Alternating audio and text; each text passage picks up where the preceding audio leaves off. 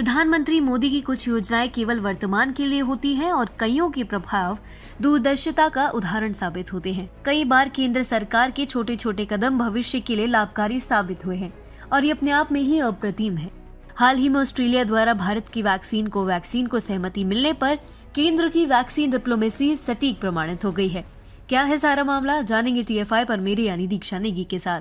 तो चलिए आरंभ करते हैं। ऑस्ट्रेलियाई सरकार ने सोमवार को देश में यात्रियों के टीकाकरण की स्थिति स्थापित करने के उद्देश्य से भारत बायोटेक की कोवैक्सीन को मान्यता दे दी है।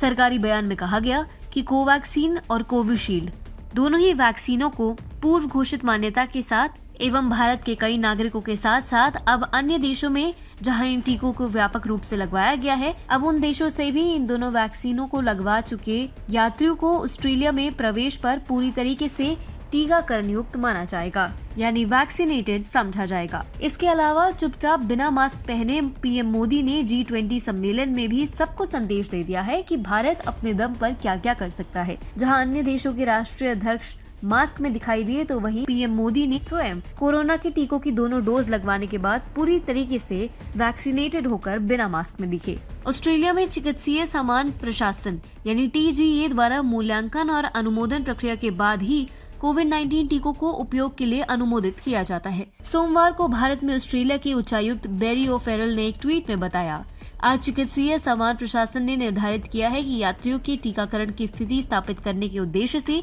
कोवैक्सीन, जिसे भारत बायोटेक द्वारा निर्मित किया गया है, उस वैक्सीन को मान्यता दे दी जाएगी। उच्चायुक्त ने यह भी कहा कि महत्वपूर्ण रूप से कोवैक्सीन की मान्यता कोविशील्ड की पूर्व घोषित मान्यता के साथ कई भारतीय नागरिक अब ऑस्ट्रेलिया में प्रवेश करने पर पूरी तरीके से वैक्सीनेटेड माने जाएंगे। यह बड़ी सफलता मानी जाएगी क्योंकि बड़े देशों में से अमेरिका और यूरोप के कई देशों द्वारा तो सहमति प्राप्त हो गई है। अब इन अन्य बड़े देशों में ऑस्ट्रेलिया भी शामिल हो गया है और इसके साथ ही भारतीय आबादी वाले लगभग सारे बड़े राष्ट्रों ने कोविशील्ड एवं कोवैक्सीन को मान्यता दे दी है। वो अलग बात है कि कोवैक्सीन को विश्व स्वास्थ्य संगठन से अभी तक मंजूरी नहीं मिली है। WHO ने पिछले हफ्ते कहा था कि उसे भारत बायोटेक से स्पष्टीकरण मिलने की उम्मीद है। स्वास्थ्य एजेंसी ने कहा था कि वे 3 नवंबर को आपातकालीन उपयोग सूची के लिए अंतिम जोखिम लाभ मूल्यांकन के लिए बैठक करेगी और उसके बाद मंजूरी दी जा सकती है। अब क्योंकि देश के प्रधानमंत्री PM मोदी हैं, तो उम्मीद है कि इस समस्या को पहाड़ तो नहीं बनने दिया जाएगा।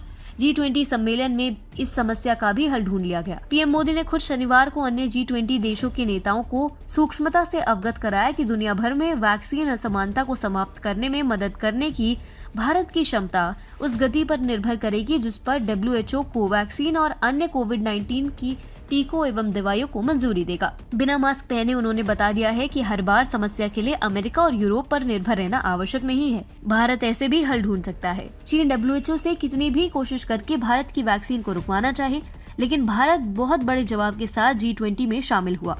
1 अरब से अधिक लोगों के वैक्सीन लगवाए जाने के बाद प्रधानमंत्री ने ये स्पष्ट किया कि वैक्सीन असमानता का जवाब भारत है। भारत रविवार को विश्व स्वास्थ्य संगठन द्वारा कोविड-19 की तेजी से अनुमोदन की मांग में अन्य G20 देशों से समर्थन प्राप्त करने में कामयाब रहा है।